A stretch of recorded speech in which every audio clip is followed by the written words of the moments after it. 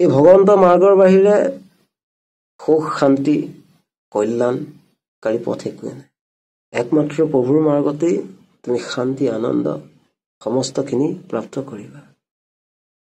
ভগৱন্তৰ মাৰ্গতেই তোমাৰ সুখ শান্তি সমস্তখিনি প্ৰাপ্ত হ'ব।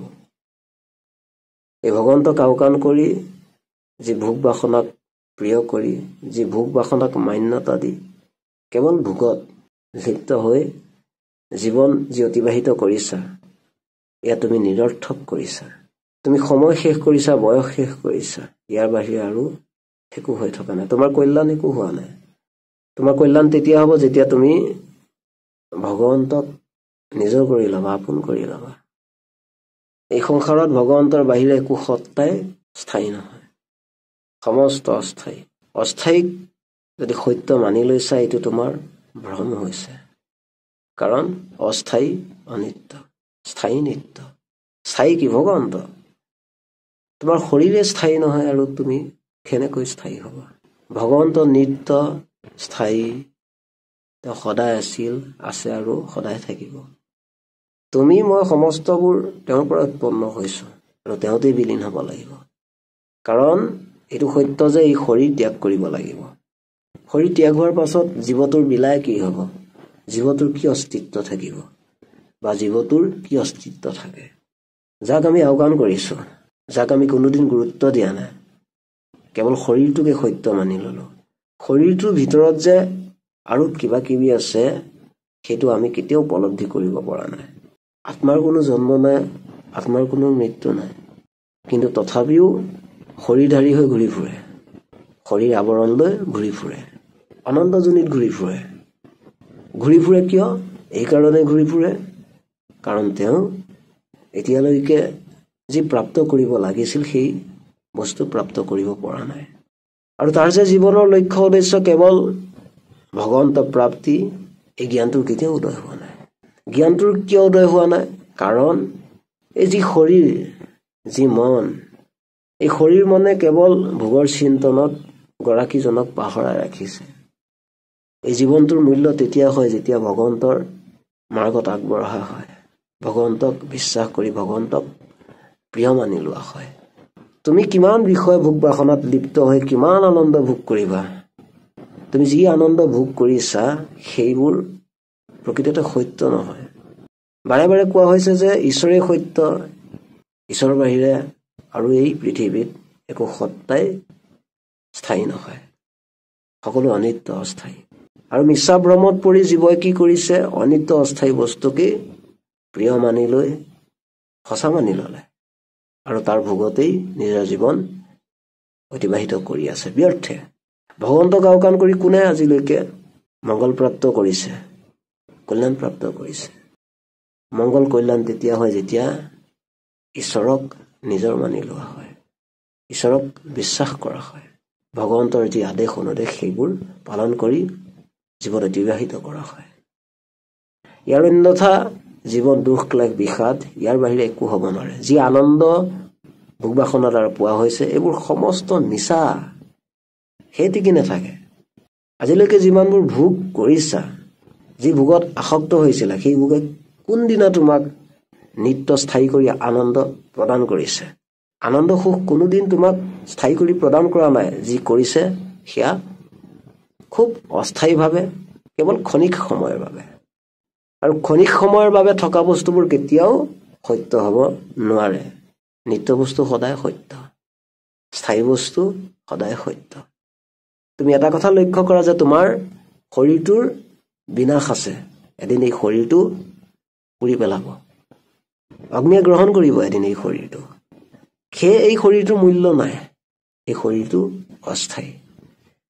কিন্তু শৰীৰটোৰ ভিতৰত যি আত্মতত্ত্ব আছে, যি আত্মা আছে, সেই আত্মা সত্য। কিন্তু সত্যটো জনাৰ আগেই জীৱন ভোগবিলাসত এনেভাৱে মত্ত হয় ভিতৰত যে এই শৰীৰটোৰ ভিতৰত যে কিবা আত্মতত্ত্ব আছে, সেই জ্ঞানৰ উপলব্ধি সম্পূৰ্ণভাৱে নিঃশেষ হৈ যায়।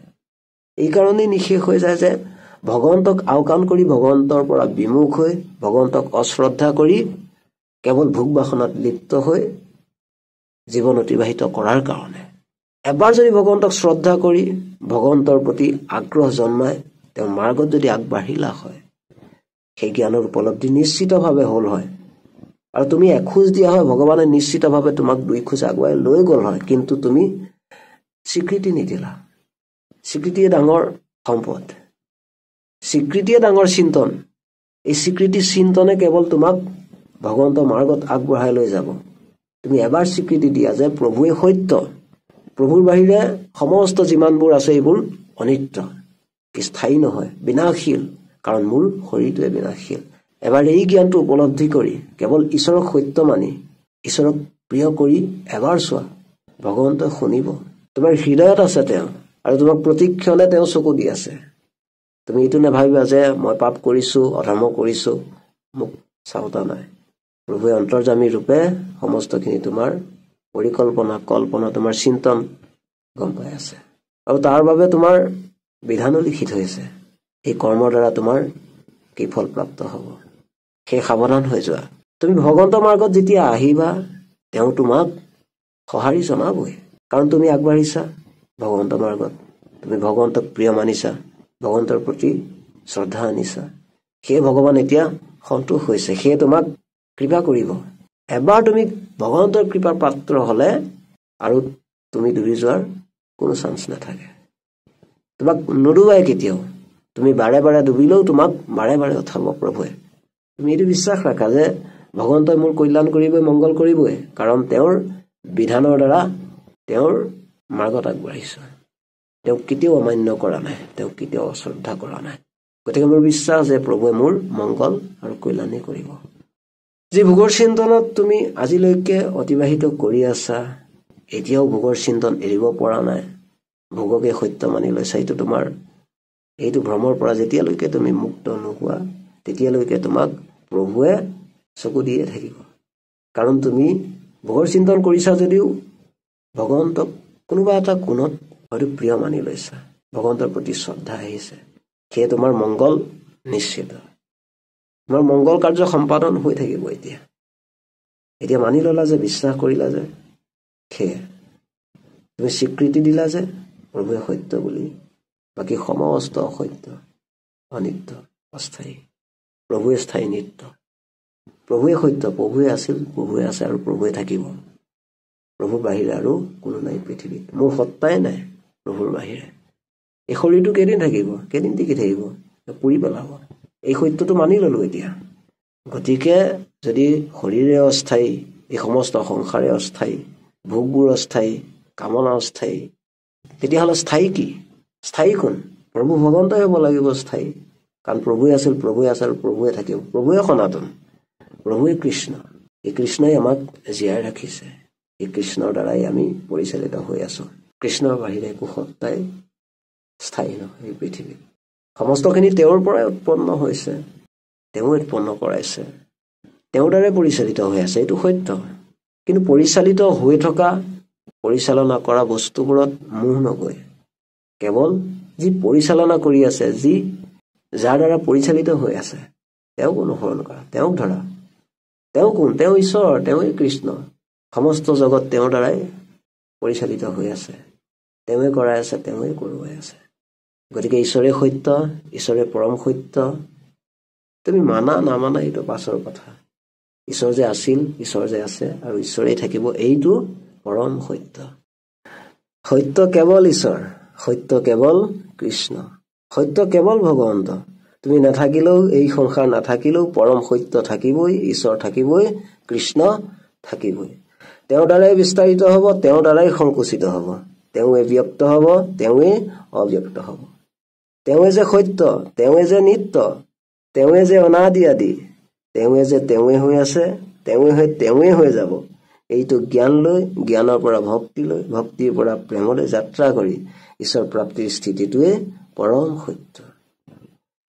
আৰু এই সত্যটো জানিবলৈ ভোগৰ যি আসক্তি, সেই আসক্তিক সম্পূৰ্ণভাৱে নিজৰ পৰা পৃথকে ৰাখি কেৱল ভগৱন্ত কৃষ্ণক স্মৃতিত ৰাখি, স্মৰণ কৰি, কৃষ্ণ নাম কীৰ্তন কৰি, শ্ৰৱণ কৰি প্ৰতিক্ষণ নিৰ্বাহন কৰিব লাগে।